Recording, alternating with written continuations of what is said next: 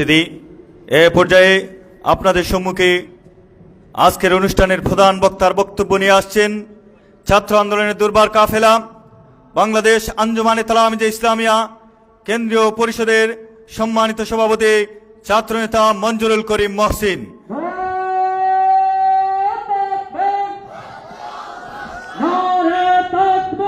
আসসালামু আলাইকুম রহমতুল্লাহ। বিসমিল্লাহির রহমানির রহিম।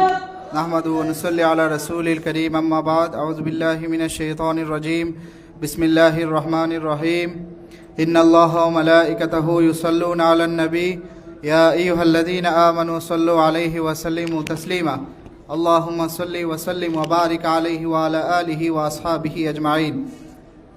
ঈদে মিলাদুন্নবী সাল্লাল্লাহু আলাইহি ওয়াসাল্লাম উপলক্ষে শামসুল উলামা ফখরুল ফুদালা রইসুল কুররা ওয়াল মুফাসসিরিন হযরত আল্লামা ফুলতুলি সাহেব কিবলা রহমতুল্লাহ আলাইহির মুবারক হাতে প্রতিষ্ঠিত মদিনার রাহি ছাত্র কাফেলা বাংলাদেশ আঞ্জুমানে তালামিজে ইসলামিয়া মৌলভীবাজার জেলা শাখা কর্তৃক আয়োজিত অধ্যকার এই মুবারক র্যালি ও র্যালি পূর্ববর্তী আলোচনা সভায় উপস্থিত রয়েছেন অধ্যকারী আয়োজনের সুপ্রিয় সভাপতি মৌলভীবাজার জেলা শাখার সংগ্রামী সভাপতি ছাত্রনেতা জামাল আহমদ।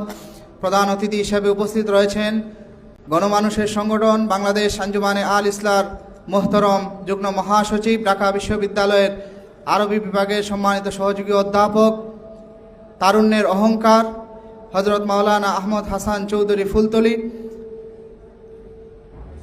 উপস্থিত রয়েছেন অধ্যকারী আয়োজনের সম্মানিত বিশেষ অতিথি মৌলভীবাজার জেলা আল ইসলার সংগ্রামী সভাপতি অধ্যক্ষ মাওলানা শামসুল ইসলাম। উপস্থিত রয়েছেন বাংলাদেশ আঞ্জুমানে তালামিজে ইসলামিয়া কেন্দ্রীয় পরিষদের সম্মানিত নেতৃবৃন্দ। উপস্থিত রয়েছেন মৌলভীবাজার জেলা আল ইসলাম মৌলভীবাজার জেলা তালামিজের সংগ্রামী নেতৃবৃন্দ। সকলের নাম উচ্চারণ করতে পারছি না, সেজন্য দুঃখ প্রকাশ করছি, সময় অত্যন্ত সংক্ষিপ্ত। সুপ্রিয় উপস্থিতি, আমরা আজকে এখানে এমন একটি মুবারক মাহফিলে উপস্থিত হতে পেরে মহান আল্লাহর দরবারে শুকরিয়া আদায় করছি, আলহামদুলিল্লাহ। আমরা যার ভালোবাসায় নিবেদিত হয়ে, যার ভালোবাসায় আকৃষ্ট হয়ে আমরা এই মুবারক র্যালিতে আজকে অংশগ্রহণের জন্য এখানে এসেছি, যার আলোচনা শোনার জন্য আমরা এখানে উপস্থিত হয়েছি, তিনি হচ্ছেন আল্লাহ রাব্বুল আলামিনের সর্বশ্রেষ্ঠ হাবিব মুহাম্মদুর রাসূলুল্লাহ সাল্লাল্লাহু আলাইহি ওয়াসাল্লাম, যিনি ছিলেন এই পৃথিবীর জন্য রহমত, এই পৃথিবীর তথা কুল কায়নাতের জন্য তিনি ছিলেন রহমত স্বরূপ। আল্লাহ রাসূল সাল্লাল্লাহু আলাইহি ওয়াসাল্লামের মান সম্মান ও মর্যাদাকে আল্লাহ রাব্বুল আলামিন এমনভাবে বুলন্দ করেছেন, আল্লাহ রাসূল সাল্লাল্লাহু আলাইহি ওয়াসাল্লামকে আল্লাহ রাব্বুল আলামিন অন্যান্য নবী রাসূলকে সালাম দিতে গিয়ে বলেছেন সালামুন আলা ইলিয়াসিন, সালামুন আলা মুসা ওয়া হারুন। কিন্তু আল্লাহ রাব্বুল আলামিনের হাবিবকে যখন তিনি সালাম দিচ্ছেন, তখন শুধু সালাম নয় বরং আরও বিভিন্নভাবে তাকে আল্লাহ সম্মানিত করে সালাম দিচ্ছেন। কিভাবে? আল্লাহ রাব্বুল আলামিন পবিত্র কালামে পাকে বলছেন ইন্নাল্লাহা ওয়া মালাইকাতাহু ইউসাল্লুনা আলান নবী ইয়া আইয়ুহাল্লাযীনা আমানু সাল্লু আলাইহি ওয়া সাল্লিমু তাসলিমা। সুবহানাল্লাহ। আল্লাহ রাব্বুল আলামিন বলছেন যে আল্লাহর হাবিব সাল্লাল্লাহু আলাইহি ওয়াসাল্লামের উপর আল্লাহ স্বয়ং দুরূদ শরীফ পাঠ করেন। হে মুমিনরা, তোমরা আল্লাহ রাব্বুল আলামিনের উম্মত, আল্লাহ রাব্বুল আলামিনের গোলাম হিসেবে তার হাবিবের প্রতি সালাত ও সালাম পাঠ করো। সুবহানাল্লাহ। আল্লাহ রাব্বুল আলামিন তার হাবিব সাল্লাল্লাহু আলাইহি ওয়াসাল্লামের শান মানকে এমন বুলন্দ করেছিলেন যে আল্লাহ রাব্বুল আলামিন অন্যান্য নবী রাসূলের ক্ষেত্রে বলেছেন ওয়ামা আরসালনা মির রাসূলিন ইল্লা বিলিসানি কওমিহি লিয়ুবাইয়িনা লাহুম। আল্লাহ রাব্বুল আলামিন অন্যান্য নবীদেরকে, রাসূলদেরকে বিভিন্ন কওমের মধ্যে তাদের নিজস্ব ভাষা দিয়ে বিভিন্ন নবী রাসূলকে প্রেরণ করেছিলেন। কিন্তু আল্লাহর হাবিব সাল্লাল্লাহু আলাইহি ওয়াসাল্লামকে আল্লাহ রাব্বুল আলামিন এমনভাবে প্রেরণ করেছেন, পবিত্র কোরআনে ইরশাদ হচ্ছে ওয়ামা আরসালনাকা ইল্লা কাফাতাল লিন্নাসি বাশীরাও ওয়া নাযীরা। সুবহানাল্লাহ। আল্লাহ রাব্বুল আলামিন তার হাবিব প্রিয় নবী সাল্লাল্লাহু আলাইহি ওয়াসাল্লাম যাকে শুধুমাত্র কোনো কওমের জন্য নয় বরং সমস্ত পৃথিবীর মানুষ এবং জিন জাতির জন্য তাদের সুসংবাদদাতা হিসেবে আল্লাহ রাব্বুল আলামিন তার হাবিব সাল্লাল্লাহু আলাইহি ওয়াসাল্লামকে প্রেরণ করেছেন। আল্লাহ রাব্বুল আলামিন তার হাবিব সাল্লাল্লাহু আলাইহি ওয়াসাল্লামের জিকিরকে এমনভাবে বুলন্দ করেছেন, পবিত্র কোরআনে পাকের ঘোষণা দিচ্ছেন ওয়ারাফানা লাকা যিকরাক, হে নবী আপনার জিকিরকে আমি এমনভাবে বুলন্দ করেছি যেটা পৃথিবীর মধ্যে সর্বশ্রেষ্ঠ জিকির হিসাবে পরিগণিত হয়েছে। সেজন্য আমরা বলবো আজকে আমরা এই র্যালিতে উপস্থিত হয়েছি আল্লাহ রাসূলের শান-মানকে বুলন্দ করার জন্য নয়, বরং আল্লাহ রাসূল সাল্লাল্লাহু আলাইহি ওয়াসাল্লামের শান-মানের আলোচনা শুনে আমাদের ঈমানকে বৃদ্ধি করার জন্য। যেমনটি বলেছেন শাহিদুর রাসূল সাইয়্যিদিনা হাসান ইবনে সাবিত আল আনসারী রাদিয়াল্লাহু আনহু, তিনি তার একটি কবিতায় বলছেন, ফাইদা মাদাহতু মুহাম্মাদান বিকাসিদাতি ওয়া লাকাদ মাদাহতু কাসিদাতি বিমুহাম্মাদিন। যখন আমি হাসান আল্লাহ রাসূল সাল্লাল্লাহু আলাইহি ওয়াসাল্লামের শানকে বুলন্দ করার জন্য কোনো কবিতা লিখতে যাই, তখন আমি হাসানের কবিতা আল্লাহ রাসূল সাল্লাল্লাহু আলাইহি ওয়াসাল্লামের উসিলায় আমার কবিতা বুলন্দ হয়ে যায়।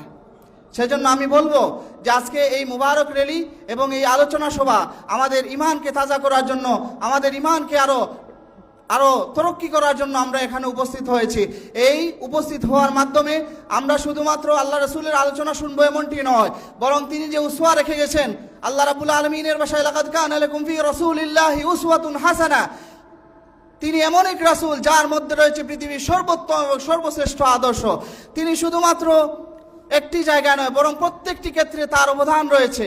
তিনি আমাদেরকে শিখিয়ে গেছেন কিভাবে পারিবারিকভাবে আদর্শ প্রতিষ্ঠা করতে হয়, সামাজিকভাবে তার আদর্শ রয়েছে। পারিবারিকভাবে আমি যদি বলতে চাই, আসলে সময়ের স্বল্পতা, আমি প্রত্যেকটি ক্ষেত্রকে হয়তো সামনে আনতে পারবো না, দুই একটি ক্ষেত্রকে আমি উচ্চারণ করতে চাই।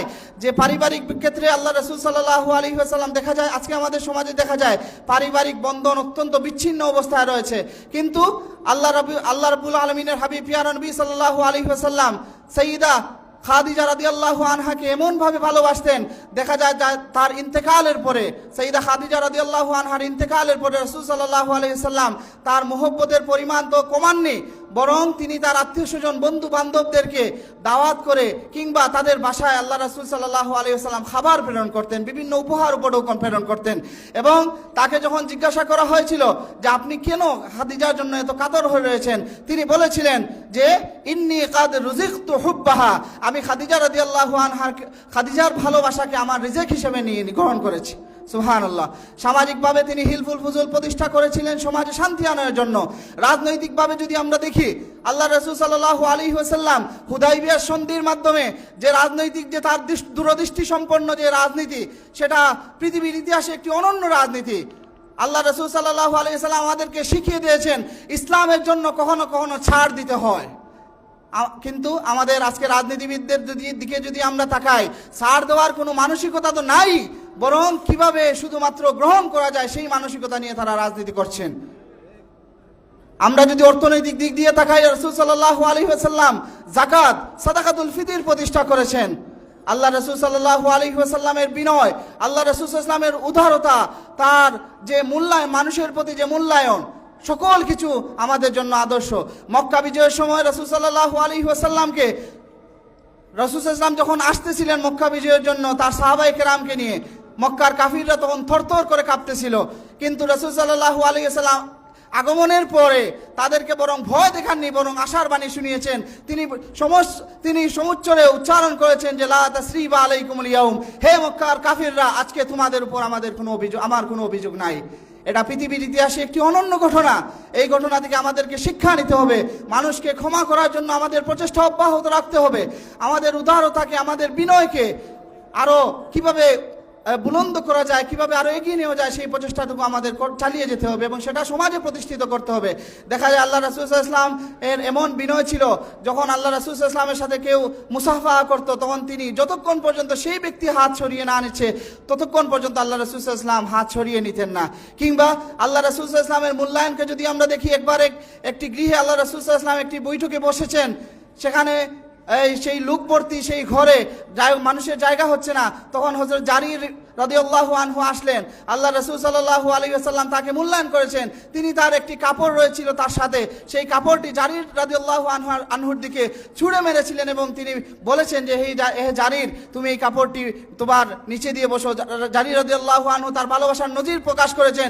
তিনি তো সেই কাপড়ে বসেননি, বরং সেই কাপড়কে চুমা দিয়ে তার কুলের মধ্যে সেটি তিনি রেখে দিয়েছিলেন। সুবহানাল্লাহ।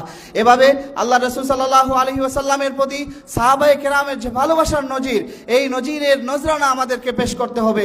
কে কি বলল, আল্লাহ রাসূল সাল্লাল্লাহু আলাইহি ওয়াসাল্লামের মুহব্বতে যদি আমাদের নিজের জীবনকে বিলিয়ে দিতে হয়, সেজন্য আমরা প্রস্তুত রয়েছি। আজকে আল্লাহ রাসূল সাল্লাল্লাহু আলাইহি ওয়াসাল্লামের মিলাদকে নিয়ে কটূক্তি করা হচ্ছে। মিলাদ তো পরের কথা, আল্লাহ রাসূল সাল্লাল্লাহু আলাইহি ওয়াসাল্লামকে নিয়ে কটূক্তি করা হচ্ছে। আজকের এই মাহফিল থেকে আমরা বলবো, এই বাংলার জমিনে তালামিজে ইসলামিয়ার কর্মীরা, আঞ্জুমানে আল ইসলার কর্মীরা যতক্ষণ পর্যন্ত এই বাংলার জমিনে জিন্দা রয়েছে, বেঁচে রয়েছে, ততক্ষণ পর্যন্ত কোনো গুস্তাখে রাসূলের জায়গায় বাংলাদেশে হবে না। আমরা বলবো এই বাংলাদেশ কারো ব্যক্তিগত সম্পত্তি নয় যে যখন যেটা বলবে সেটাই আমরা গ্রহণ করে নিব। হতে পারে আপনাদের বক্তব্য, হতে পারে সেটা আপনাদের ইস্তেহাদি বল, সেজন্য আমরা আহ্বান জানাবো, আসুন আমরা সেই ইস্তেহাদি বুলকে ইলমের মাধ্যমে সেটা আমরা সম্পাদন করি। এখানে কোনো বিভেদ সৃষ্টি না করার জন্য আমি সকলের প্রতি উদাত্ত আহ্বান জানাই। আজকে যারা এই র্যালিকে এবং আলোচনা সভাকে সুন্দর করার জন্য সর্বোচ্চ প্রচেষ্টা অব্যাহত রেখেছেন এবং পরিশ্রম করেছেন, সবাইকে মুবারকবাদ জানাই। আল্লাহ রাব্বুল আলামিন আমাদেরকে তার হাবিব সাল্লাল্লাহু আলাইহি ওয়াসাল্লামের উসিলায় আমাদের সকল আয়োজনকে যেন কবুল করুন এবং আমরা যতদিন বেঁচে থাকবো এই মৌলভীবাজারের মাটিতে এই র্যালিকে প্রতিষ্ঠিত করার জন্য আমরা আমাদের সর্বোচ্চ প্রচেষ্টা চালিয়ে যাব। ওমা তৌফিক ইল্লা বিল্লাহ। আসসালামু আলাইকুম রহমতুল্লাহি ওয়া বারাকাতুহু।